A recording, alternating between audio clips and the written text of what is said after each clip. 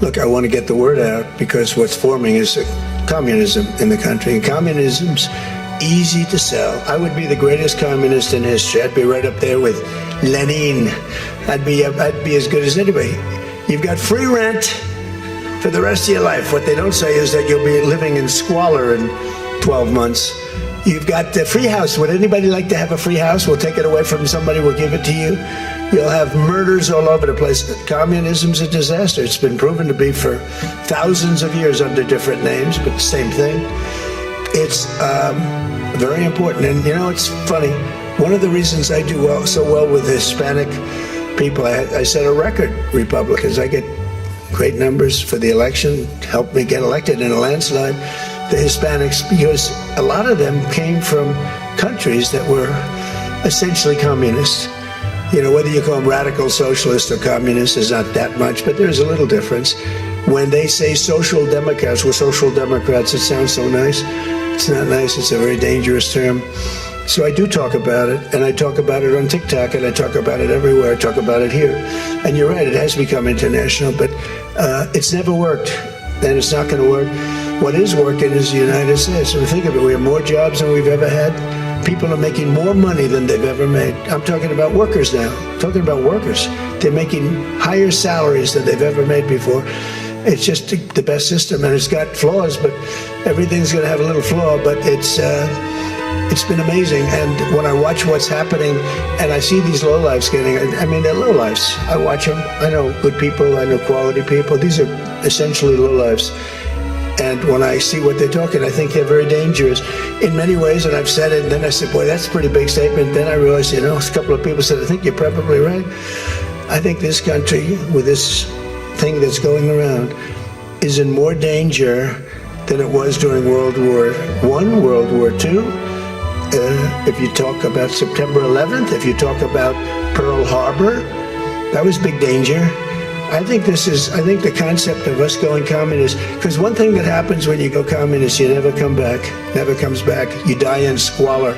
You die a horrible death. You die in squalor. And it gets very evil and very nasty. La couronne n'a déjà dit, et la doctrine n'a déjà dit. Déclassifié. Le cercle est clos et verrouillé. And what we now know beyond a reasonable doubt is that Anthony Fauci did indeed fund gain-of-function research. We have the evidence that the experiments were gaining in function. The viruses were becoming more lethal, more attachable to human cells, and more infectious. We do know that this was going on, that was funded by the NIH, specifically under the tutelage of Anthony Fauci.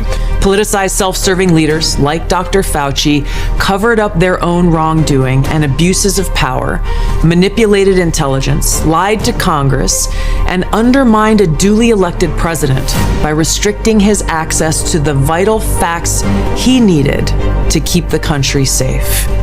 It's time you know the truth. Skal, I would like to begin with what might have been a trigger for your whistleblowing. You come from a very important Bahraini family, and your Swiss side is equally important. You're a direct descendant of a former Swiss president, as a matter of fact. You were headed toward quite a predictable career in international banking, and that's how things started out for you. When and why did that change? What exactly was the trigger? The card House of Lies got destroyed by pulling one card, and that was your president. He pulled the card after being lied to by his advisors. He's not a doctor, he's not a toxicologist, he's a businessman and a peacemaker after all. He got lied to as high treason, and the consequences will come very soon. Je nourris une passion immense, protéger et remettre debout tous ceux qui souffrent de l'injustice ou de la maladie. Pousser les faibles vers l'avant, depuis l'arrière, et ne jamais les laisser derrière. La mission d'abord. Personne n'est laissé en arrière. I will always place the mission first.